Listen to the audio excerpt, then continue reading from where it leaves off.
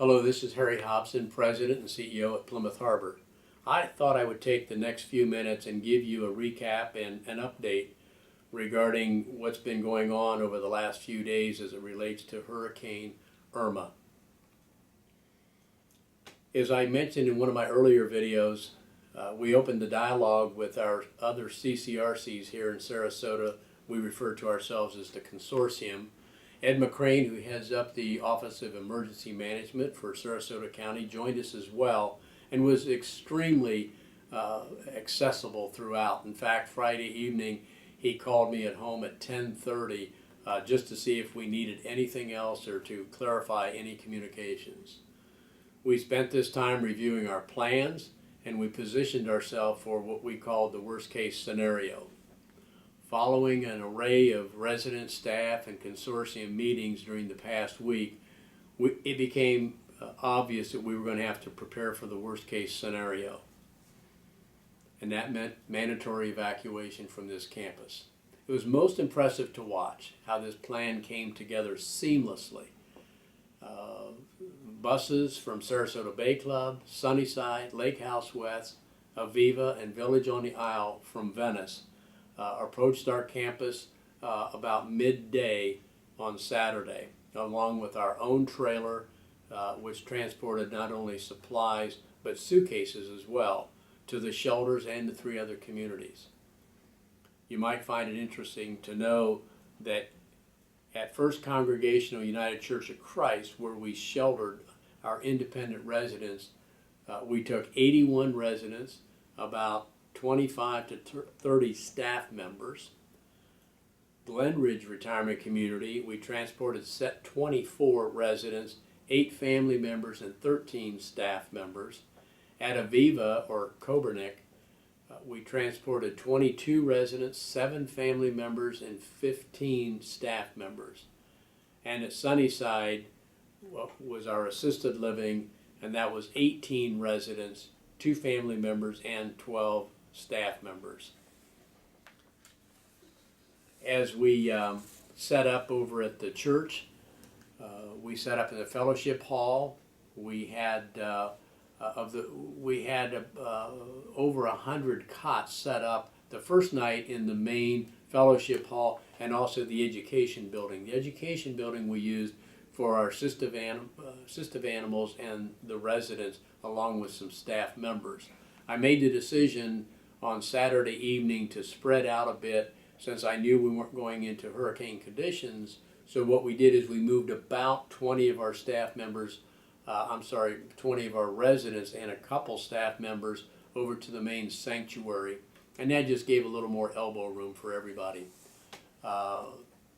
The next day, we started with a very nice breakfast, and the day was spent together on Sunday, and we knew that conditions were going to begin to deteriorate.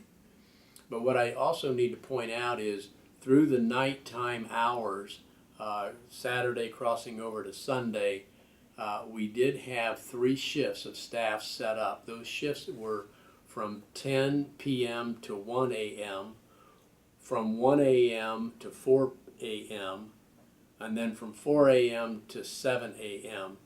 My wife Nancy and I took the 4 a.m. to 7 a.m. along with one of our security officers. One of the staff members came over, woke us up about 3 o'clock and said one of our residents was in trouble and we should really assess the situation. My wife, also being a registered nurse, went with me. She did an assessment with the resident and made the decision that we really need to transport that person to the emergency room to be sure what the situation was. I stayed behind along with some other staff members with his wife, who has some cognitive issues. So it was important to keep her calm with people. 2.5 hours later, the gentleman returned from the hospital, fully diagnosed with the proper medication, and he and his wife were rejoined at that time. We were constantly checking in with Joe DeVore, Karen Novak, and Stephanie Leathers, our Vice President of Health Services, Director of Nurses, Administrator of Assisted Living at Aviva, Glenridge, and Sunnyside, respectively. And things were going very well at the other retirement communities. I can't say enough about the staff and leadership at those other communities. In fact, they all had the same story, and that was that it was really one group of staff caring for one group of residents. It was really a beautiful thing. During the as we approached the later evening on Sunday, I'm getting a little confused with the days at this point. So as we approached evening hours on Sunday, we had another issue that needed to be assessed. Nancy did that again and made the decision we needed to transport to the emergency room. So we did that again with one of our security officers. The resident was well cared for at the emergency room, and 2 hours later it was decided by the hospital to discharge him back to us in the shelter. She was well cared for during the night. Just kind of a side note, my wife Nancy also did 12 to 15 wound care and dressings on several residents. We experienced the hurricane, and I have to tell you that the church buildings were extremely sound. I brought everybody out of the sanctuary earlier before the weather changed to house them in the fellowship hall. I was up the whole night, and I have to say that we didn't hear a window rattle. We didn't hear the roof creak. The only sound you could hear is if you went into the kitchen near the overhead vent to the stove, and you could hear the wind. Even the front glass doors that were fully boarded didn't even rattle. It was very impressive. We worked through that. The next morning, we started to open the shelter a bit about 7 o'clock in the morning as the wind started to subside. There were still gusts, but we felt that it was safe enough to let some more fresh air in. We did lose power about 10 o'clock the night before. We decided not to use our backup generator unless we really had to. The reason I made that decision was that we could do it at a moment's notice. It didn't get stuffy or overly warm, because in the event we were going to lose power for several days, I wanted to have those generators to fall back on. We were afraid that if we turned the generators on over at the shelter, that the rain conditions could possibly short circuit them, and then they would go down. So that turned out to be a good decision. Everybody was as comfortable as they could be under the conditions. Folks started to bus home on Monday around 1:30, and by 3 p.m. Everybody was, all the independent living residents were back here at Plymouth Harbor, recognizing we were on emergency generator at that point. But we felt that we were much better off here, even on emergency generator, which we knew we had at least 4 to 5 days of energy there. Yesterday, we had power fully restored, so then I made the decision that we're going to bring all of our special needs residents back here from the other 2 campuses. Let me go back and say we brought our assisted living folks back also on Monday. So yesterday, when power was restored, we started to bring people in. And behind the scenes, there was such a tremendous amount of coordination going on among the retirement communities regarding transportation. And it was very impressive to watch the buses arrive at the off-site locations, and it was almost like a motorcade coming across the bridge. Our security team met them in our shuttle carts and escorted them onto the property, and one by one the buses were unloaded.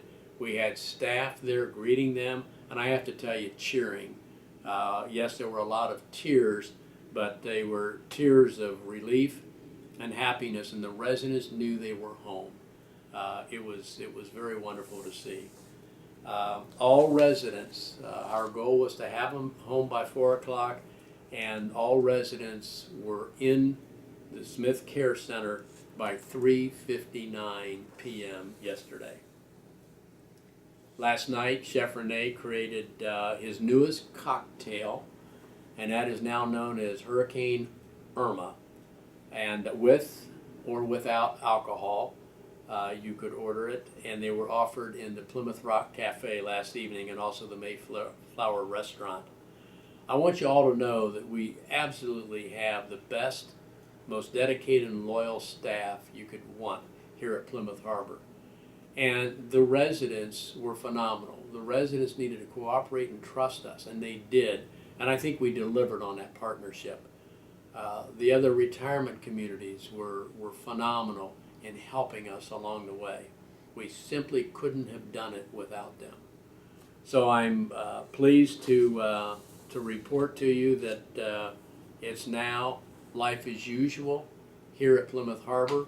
Regarding the campus, we had some damage. We had no structural damage. We had a couple minor leaks, one in the kitchen in the Smith Care Center, a few in the main dining room, nothing substantial. And we did lose a few trees, a few sizable trees as I look out the window here. The good news is that the trees fell away from the building, did not hit the building. We think that that was the result of probably a tornado coming through the campus. If you look at how the trees are twisted. So we're in the process of cleaning that up. But other than that, I think you can feel really good that things are almost completely back to normal here at Plymouth Harbor. I'm pleased to be able to share this update with you, and we'll see you in the future under different conditions. Thank you.